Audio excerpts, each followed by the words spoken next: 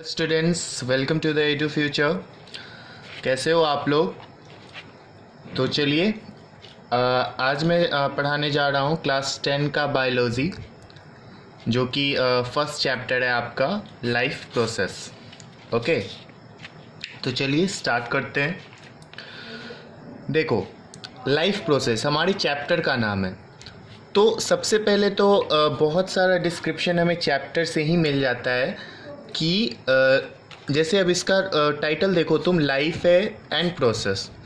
तो life process क्या होगा, आपको ये पता होगा कि लाइफ क्या होता है, ये आपने लोअर क्लासेस में पढ़ा होगा। वैसे भी अब आप अगर तो सबसे पहले देखिए लाइफ प्रोसेस, इसका मैंने बहुत सिंपल डेफिनेशन है कि these are the basic functions performed by living organism to survive on अर्थ।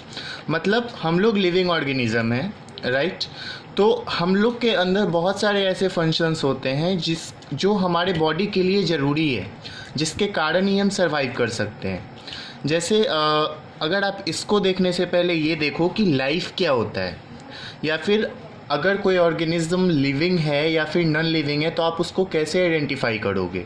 और ये आपके एनसीईआरटी के क्वेश्चंस में भी दिया हुआ है, तो आप इसको ध्यान से देखो कि कोई भी लिविंग ऑर्गेनिज्म क्या होता है।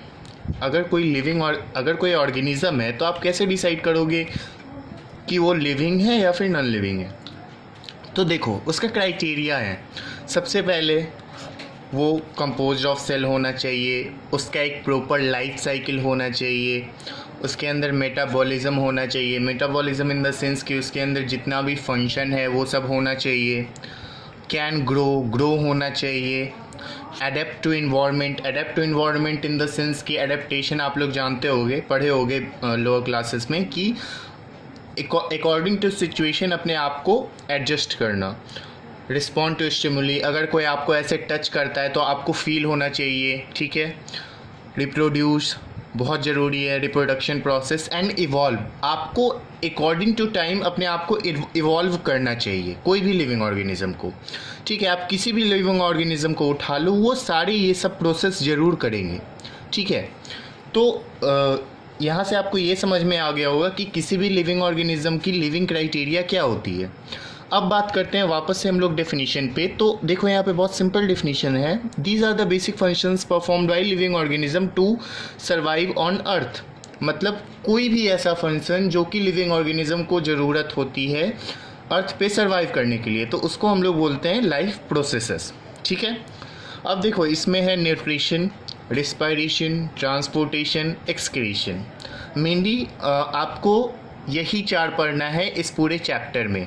तो एक एक करके हम लोग देखेंगे। न्यूट्रिशन हो गया, आइदर वो रिस्पिरेशन हो गया, ट्रांसपिरेशन हो गया और एक्सक्रीशन हो गया। ये आपको पढ़ना है यूनिसेलुलर ऑर्गेनिज्म में और मल्टीसेलुलर ऑर्गेनिज्म में। आपको पता होगा यूनिसेलुलर ऑर्गेनिज्म, मल्टीसेलुलर ऑर्गेनिज्म आपने ज़रूर देखा होगा लोअर क्लासेस में। तो चलिए, और देखो एक और बात, क्योंकि आपके एनसीईआरटी के जो बीच बीच में क्वेश्चंस दिए होते हैं ना, तो वो भी आप बनाना, आपकी बोर्ड के लिए बहुत इम्पॉर्टेंट होगा वो। तो इसके लिए मैंने एक टर्म ये किया है, मिसेस ग्रेन, ठीक है। आप इसको नाम याद रख लेना। इससे आप क्या है, ये जो 7 क्राइटेरिया है ना, ये लाइफ प्रोसेसेस को करवाते हैं। जैसे first, M for movement, R for respiration, S for sensitivity, G for grow, R for reproduction, E for excretion, N for nutrition. मतलब ये सातों क्राइटेरिया जो हैं वो ये बताते हैं कि कोई भी ऑर्गेनिज्म लिविंग है या फिर नॉन लिविंग है। अगर कोई भी लिविंग ऑर्गेनिज्म के अंदर ये सब प्रोसेस हो रहा है, या ज़रूरी नहीं है कि सारा प्रोसेस हो, अगर कोई प्रोसेस हो रहा है that means that is living organism, ठीक है। आप इसको ज़रूर ध्यान देखना, ये और ये वाला, क्योंकि आपके एनसीईआरटी के क्वेश्चंस हैं, मैं बार बार बोल रहा हूँ, ठीक है स्टूडेंट। तो चलिए सबसे पहले हम लोग को पढ़ना है न्यूट्रिशन, ठीक है। इसमें हम लोग देखेंगे कि प्लांट कैसे अपना न्यूट्रिशन लेता है। न्यूट्रिशन मतलब बहुत सिंपल है, खाना जिससे हमें एनर्जी मिलती है। तो इसमें हम लोग को पढ़ना है कि प्लांट कैसे न्यूट्रिशन लेता है। उसके बाद हम लोग देखेंगे यूनिसेलुलर ऑर्गेनिज्म का न्यूट्रिशन कैसे होता है, और उसके बाद फिर हम लोग पढ़ेंगे ह्यूमन डाइजेस्टिव सिस्टम, ठीक है। तो चलिए आज पहले स्टार्ट करते हैं न्यूट्रिशन से। तो देखो, न्यूट्रिशन जैसा कि मैंने पहले भी बताया कि ये एक बहुत सिंपल प्रोसेस है जिसके थ्रू ऑर्गेनिज्म न्यूट्रिएंट को लेता है। लाइक किसी भी फूड, जो हम लोग फूड खाते हैं और अगर वो फूड हमारे बॉडी में ऑब्जर्व हो जाए, ठीक है, दैट मीन्स वो न्यूट्रिशन है। ये नहीं कि मान लो अगर आपने खाया और आपको तुरंत उल्टी हो गई, दैट इज़ नॉट न्यूट्रिशन। वो प्रॉपर न्यूट्रिशन का प्रोसेस नहीं है। आप वो फूड को लेते हो और आपके बॉडी में वो फूड एब्जॉर्ब होता है, that is the complete process of nutrition. ठीक है, अब देखो, ये सिंपल डिफिनीशन तो आप यहाँ पे देख ही रहे हो। अब देखो इसका मेनली फंक्शन क्या है। आपसे बोर्ड के एग्जाम में पूछा जा सकता है कि what is the function of nutrition. ठीक है, तो इसका देखो मेनली दो फंक्शन है। एक तो ग्रोथ, आपके ग्रोथ में मदद करता है। Second, maintenance and repair of damaging tissue, मतलब जो भी सेल या टिश्यू डैमेज हो जाते हैं तो जो भी न्यूट्रिएंट्स एब्जॉर्ब होता है आपके बॉडी में वो रिपेयर करता है न्यूट्रिशन के थ्रू ही। ठीक है, अब देखो आपने न्यूट्रिशन देखा, तो न्यूट्रिशन हमें कहाँ से मिलता है? ऑब्वियसली न्यूट्रिएंट्स से मिलता है। तो न्यूट्रिएंट्स क्या हुआ? Substance required for nourishment for an organism. किसी भी ऑर्गेनिज्म के लिए जो सब्सटेंस जो हमें नरिशमेंट प्रोवाइड करता है, दैट इज़ कॉल्ड न्यूट्रिएंट। ठीक है, अब देखो न्यूट्रिएंट्स के बहुत तरीके के होते हैं, जैसे carbohydrates, fats, fibre, protein, water, vitamins, minerals. अब देखो आप लोग देखोगे कि विटामिन्स और मिनरल इधर साइड में है और carbohydrate, fats, fibre, protein, water ये सब इस साइड में है। और इसके ऊपर देखो एक लिखा हुआ है मैक्रो एंड माइक्रो। तो देखो ये क्या होता है? न्यूट्रिएंट्स को मेनली हम लोग क्लासीफाई करते हैं मैक्रो और माइक्रो न्यूट्रिएंट्स में। अभी तक अगर आप लोग जानते होंगे तो मेनली आपने पढ़ा होगा ये प्लांट्स में, कि प्लांट्स में मैक्रो न्यूट्रिएंट्स होते हैं, माइक्रो न्यूट्रिएंट्स होते हैं, या फिर मैक्रो एलिमेंट्स होते हैं, माइक्रो एलिमेंट्स होते हैं। बट ऐसा नहीं है, ये इधर भी होता है। मैक्रो न्यूट्रिएंट्स मतलब वो उस टाइप के न्यूट्रिएंट्स जो कि हमारे बॉडी को बहुत लार्ज अमाउंट में ज़रूरत है। आप देख लो carbohydrates, fats, fibre, protein, water, ये सब हमारे बॉडी को बहुत लार्ज अमाउंट में चाहिए। ठीक है, तो इसीलिए इसको मैक्रो न्यूट्रिएंट्स में क्लासीफाई किया गया है। और माइक्रो न्यूट्रिएंट्स मतलब जो ज़रूरी है लेकिन not as compare to macro nutrients. ठीक है, तो चलिए अब बात करते हैं, आपको न्यूट्रिशन पता चल गया। अब बात करते हैं हम लोग उसके टाइप्स पे। तो देखो मेनली न्यूट्रिशन तो दो ही टाइप का होता है। एक होता है first autotrophic and second heterotrophic. तो ऑटोट्रॉपिक आप इसको नाम से डिवाइड कर सकते हो। ट्रॉपिक मतलब प्रोसेस, ऑटो मतलब खुद का, सेल्फ मेड ऑफ न्यूट्रिशन। ठीक है, हेटेरोट्रॉपिक वो हुआ जो कि ऑटोट्रॉपिक पे डिपेंड होता है। ऑटोट्रॉपिक वो हुआ जो कि खुद का खाना खुद से बनाता है। एग्जाम्पल आप लोग प्लांट्स जानते हो। और हेटेरोट्रॉपिक वो होता है जो कि या तो ऑटोट्रॉपिक पे डायरेक्टली डिपेंड करता है या फिर इनडायरेक्टली डिपेंड करता है। वो अपना खाना खुद से नहीं बनाता। ठीक है, उसको हम लोग बोलते हैं हेटेरोट्रॉपिक। अब देखो इसके भी आगे टाइप्स हैं, हम लोग देखते हैं। बायोलॉजी पढ़ रहे हो तो टाइप्स तो पढ़ोगे ही। तो चलिए अब बात करते हैं ऑटोट्रॉपिक न्यूट्रिशन की। अब इसको देखिए, थोड़ा सा डिटेल में आते हैं। ठीक है, ऑटोट्रॉपिक न्यूट्रिशन इसका देखो लिखा हुआ है, use simple inorganic substances and either light energy और chemical energy to synthesize the food. ठीक है, मतलब ये जो भी फूड बनाता है ये दो ही प्रोसेस से बना सकता है। इस बात को आप ध्यान देखना, इसी के क्राइटेरिया पे इसको क्लासीफाई किया गया है। ठीक है, ये क्या करता है ना, इनऑर्गेनिक सब्सटेंस का यूज़ करता है और उसको लाइट एनर्जी के थ्रू या फिर केमिकल एनर्जी के थ्रू उस फूड को सिंथेसाइज करता है। ठीक है, इसमें होता मेनली कुछ नहीं है। इसमें मेनली दो ही टाइप के डिवीज़न है।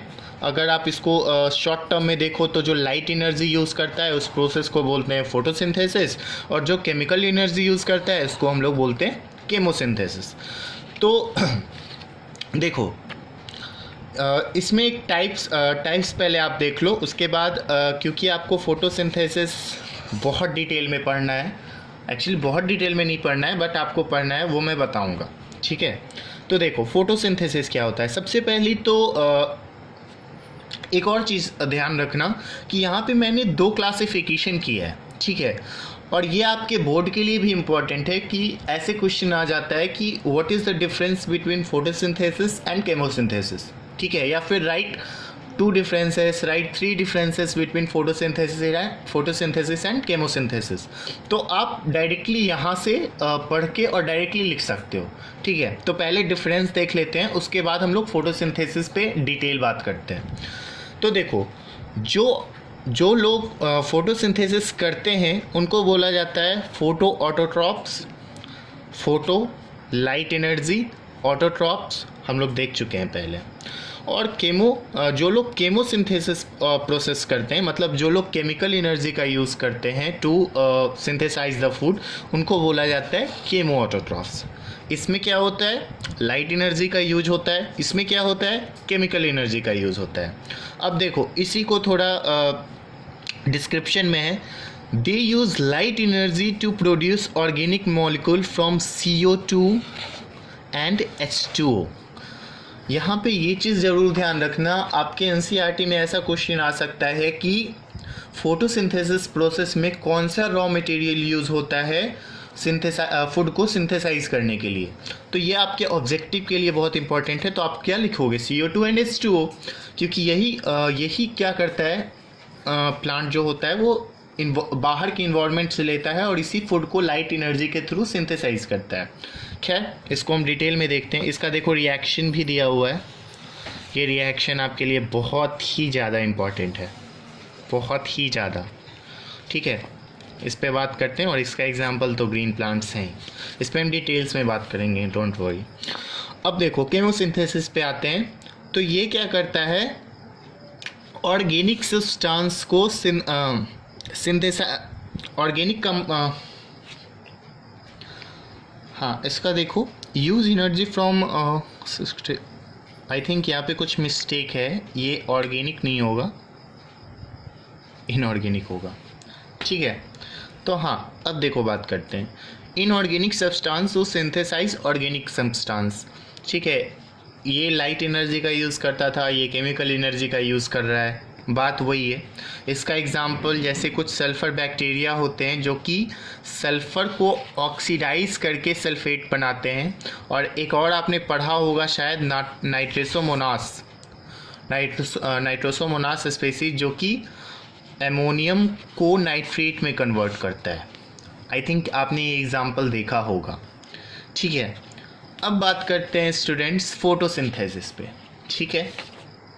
देखो सबसे पहले तो हमें ये जानना है कि फोटोसिंथेसिस क्या होता है, और आई थिंक ये आपने बहुत पढ़ा होगा, it is the process through which green plants make their own food, ठीक है, ये आपने बहुत पढ़ा होगा।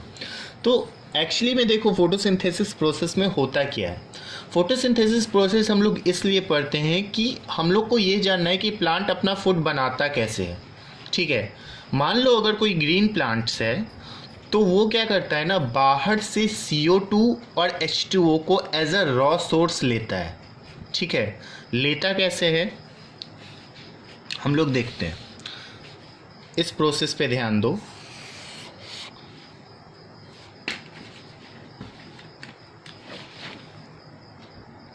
अब देखो हम लोग को ये जानना है पहले कि प्लांट CO2 और H2O को अपने अंदर लेता कैसे है। तो देखो हम लोग ये जानते हैं कि प्लांट पे लीफ प्रेजेंट होते हैं, ग्रीन लीव्स, और अगर आप लीव्स के स्ट्रक्चर को ध्यान से देखोगे ना तो उसमें कुछ माइन्यूट पोर्स प्रेजेंट होते हैं, ठीक है। यहाँ पे मैंने ड्रॉ किया हुआ है, और उस माइन्यूट पोर को अगर आप माइक्रोस्कोपिक व्यू से देखते हो तो ये कुछ इस टाइप का स्ट्रक्चर दिखेगा आपको, ठीक है। और इस टाइप के स्ट्रक्चर में ये देखो यहाँ पे ये जो आपको दिख रहा है हॉलो सा, ये स्टोमेटल पोर है। इसके बाहर जो आउटर कवरिंग प्रेजेंट है दैट इज़ गार्ड सेल, और इसी के अंदर प्रेजेंट होता है क्लोरोप्लास्ट। क्लोरोप्लास्ट आपको पता होगा ग्रीन पिगमेंट, क्लोरोफिल को रिलीज़ करता है। ये क्लोरोफिल जो होता है वो ग्रीन पिगमेंट में यूज़ होता है। क्लोरोप्लास्ट से ही क्लोरोफिल निकलता है, ये चीज़ ध्यान रखना। और क्लोरोफिल का यूज़ क्या है आपको मैं बताता हूँ। तो ये क्या करता है ना कि CO2 को यहीं पे लेता है, CO2 और वाटर को, और जैसे ही वाटर का रिक्वायरमेंट या CO2 का रिक्वायरमेंट फुलफ़िल हो जाता है तो ये श्रिंक हो जाता है, मतलब छोटा हो जाता है, और छोटा होकर के ये कुछ इस टाइप का शेप बना लेता है, ठीक है। और जैसे ही फिर से इसको रिक्वायरमेंट होता है कि हमें फिर से CO2 चाहिए, तो अगर इसमें CO2 रहा तो ये फिर से खुलता है, और अगर इसको फिर से CO2 का रिक्वायरमेंट चाहिए होता है तो फिर से खुलता है और फिर से CO2 को लेता है, CO2 और वाटर को। तो प्लांट्स इस तरीके से लेता है CO2 और H2O को, ठीक है। तो CO2 को और H2O जो कि प्लांट रूट से भी लेता है, ठीक है। अब आते हैं वापस से हम लोग रिएक्शन पे। तो देखो, इसमें हम लोगों ने पहले भी बताया कि CO2 आता है, H2O आता है, ठीक है। और ये क्लोरोफिल के प्रेजेंस में, मैंने यहाँ पे आपको बताया था ना कि क्लोरोप्लास्ट से एक ग्रीन कलर का पिगमेंट निकलता है, डैट इज़ कॉल्ड क्लोरोफिल, जिसके वजह से ही प्लांट ग्रीन होते हैं। तो क्लोरोफिल और सनलाइट से क्या आता है, लाइट एनर्जी। तो ये दोनों यहाँ पे एज अ कैटलिस्ट आते हैं, और CO2 और H2O इसके प्रेजेंस में बनाता है कार्बोहाइड्रेट्स, ठीक है। और कार्बोहाइड्रेट का जो प्रोडक्ट बनता है डैट इज़ ग्लूकोज, ठीक है। ये भी आप याद रखना, आपसे पूछा जा सकता है कि फोटोसिंथेसिस प्रोसेस में जो ऑर्गेनिक प्रोडक्ट बनता है एज अ कार्बोहाइड्रेट, उसका नाम क्या है, तो डैट इज़ ग्लूकोज। और इसमें बनता है ऑक्सीजन और वाटर, ठीक है। यही ग्लूकोज हमारा क्या है, प्लांट का फूड है। अब देखो, एक और बात यहाँ पे है कि ऐसा तो नहीं है ना कि जितना फूड प्लांट एक बार में बनाता है वो सारा एक ही बार में यूज़ होगा, ऐसा तो नहीं है। बहुत हो सकता है कि मान लो अगर 100% में 90% यूज़ हो गया तो 10% तो बचा हुआ है ना। तो ये 10% को प्लांट जो होता है वो एज अ स्टार्च रिजर्व करके रखता है, ठीक है, जो कि अगर मान लो आगे यूज़ हो तो फिर इसको रिलीज़ करता है, ठीक है। अब देखो, फोटोसिंथेसिस के मेनली 3 प्रोसेस हैं। ये 3 प्रोसेस आप एज अ क्वेश्चन याद रखना, एज अ आंसर याद रखना, क्योंकि आपका क्वेश्चन आ सकता है कि what are the 3 major steps involved in photosynthesis. तो देखो क्या क्या होता है। Absorption of light energy by chlorophyll जो होता है, यहाँ पे आप देख रहे हो क्लोरोफिल जो होता है लाइट एनर्जी को एब्जॉर्ब करता है। मैंने बताया कि एज अ कैटलिस्ट यूज़ होता है। अब देखो second, conversion of light energy to chemical energy and splitting of water molecules into O and H। यहाँ पे देखो, लाइट एनर्जी का कन्वर्सन केमिकल एनर्जी में होगा, और splitting of water molecules into O and H। Water का molecule यहाँ पे O में कन्वर्ट हुआ है और H भी आ रहा है, ठीक है। Third, reduction of carbon dioxide to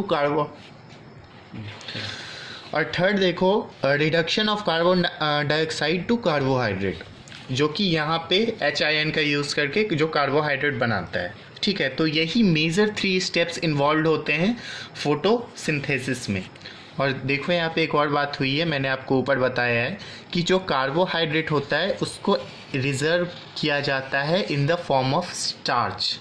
ये भी बहुत इम्पॉर्टेंट पॉइंट है, आप ज़रूर याद रखना, ठीक है। तो आई थिंक फोटोसिंथेसिस इतना आप लोगों को समझ में नहीं आ गया होगा, और अगर नहीं आया होगा तो आप लोग कमेंट बॉक्स में पूछना। अगर आपको फिर से समझाना होगा तो हम लोग बात करेंगे। तो इस तरीके से देखिए फ्रेंड्स, स्टूडेंट्स, यहाँ पे हम लोगों ने न्यूट्रिशन में ऑटोट्रॉपिक में फोटोसिंथेसिस मैंने आपको बोला था कि डिटेल में बताऊंगा, डिटेल में बताया। केमोसिंथेसिस उतना नहीं है, लेकिन आप इन दोनों के डिफरेंस को ज़रूर देखना, ठीक है। इस तरीके से हमारा फर्स्ट ऑटोट्रॉपिक न्यूट्रिशन ख़त्म हुआ। अब बात करते हैं जो हमारा सेकंड था हेट्रोट्रॉपिक न्यूट्रिशन की, ठीक है। हेट्रोट्रॉपिक न्यूट्रिशन मैंने पहले भी बताया है कि ये डायरेक्टली और इनडायरेक्टली डिपेंड करता है ऑटोट्रॉपिक पे, क्योंकि ये अपना फूड खुद से नहीं बनाता, ठीक है। इसके भी देखो 3 टाइप है, होलोजोइक, सैप्रोजोइक या सैप्रोफाइटिज्म, पारासिटिक, ठीक है, या फिर सैप्रोफाइटिक बोल सकते हो, पारासिटिक बोल सकते हो। ये प्रोसेस का नाम लिखा हुआ है, मैं यहाँ पे लिख ही देता हूँ।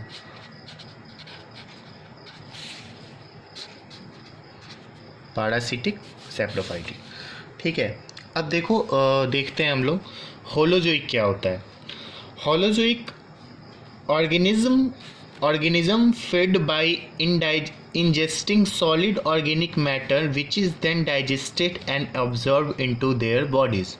मतलब ये जो होता है ना, कॉम्प्लेक्स फूड मैटर को बहुत सिंपल मैटर में ब्रेक कर देता है। जो ऑर्गेनिज्म इस टाइप का प्रोसेस करता है उसको हम लोग बोलते हैं होलोजोइक न्यूट्रिशन, ठीक है। उस प्रोसेस को बोलते हैं होलोजोइक न्यूट्रिशन और उस ऑर्गेनिज्म को बोलते हैं होलोजोइक। एग्जाम्पल में ह्यूमंस, एनिमल्स और कुछ इंसेक्टिवोरस प्लांट्स होते हैं, ठीक है। ये तो होलोजोइक न्यूट्रिशन तो हमें पढ़ना ही है इसमें। और होलोजोइक तो मैं भूल ही रहा हूँ कि आपको पढ़ना है, आगे हम लोगों को देखना है डाइजेशन में, ह्यूमन डाइजेस्टिव सिस्टम हम लोगों को डिटेल में स्टडी करना है। और देखो एक और बात, जो इंसेक्टिवोरस प्लांट्स होते हैं ना, ये फोटो ऑटोट्रॉपिक न्यूट्रिशन भी करते हैं, ठीक है। होलोजोइक न्यूट्रिशन तो करते ही हैं और फोटो ऑटोट्रॉपिक न्यूट्रिशन का भी ये करते हैं, इसीलिए इनका जो न्यूट्रिशन होता है ना वो मिक्सोट्रॉपिक होता है, ठीक है। ध्यान रखना ये बात कि इंसेक्टिवोरस प्लांट जो होते हैं वो मिक्सोट्रॉपिक न्यूट्रिशन करते हैं, ठीक है। अब देखो होलोजोइक आई थिंक आप लोग को समझ में आ गया होगा, बहुत सिंपल है तीनों। अब बात करते हैं सैप्रोफाइटिक की। तो जो लोग सैप्रोफाइटिक प्रोसेस करते हैं उनको सबसे पहले तो सैप्रोफाइट्स बोलते हैं। और ये जो होते हैं ना, ये देखो एकदम सिंपल लिखा हुआ है, fits on dead and decaying matter. मतलब जो लोग मरे हुए ऑर्गेनिज्म होते हैं या फिर सड़ जाते हैं, ये लोग उन पे फिट करते हैं, ठीक है। जैसे बैक्टीरिया हो गया, फंगी हो गया। आप लोगों ने देखा होगा कि जब कोई एनिमल वगैरह डाई हो जाता है तो उसके ऊपर छोटे छोटे कीड़े लगे होते हैं, दैट इज़ सैप्रोफाइटिक ऑर्गेनिज्म। वो क्या करते हैं ना, डेड और डिकेड मैटर जो भी होता है वो उस पर फिट करते हैं और उसी से उनको न्यूट्रिशन मिलता है। थर्ड बात करते हैं पैरासिटिक की। तो ये लिविंग ऑर्गेनिज्म से न्यूट्रिशन लेते हैं एज अ होस्ट, ठीक है। इसका अगर मैं आपको एग्जांपल दूँ तो आप लोग समझ जाओगे। जो बालों में आपके जू है ना, वो पैरासिटिक है।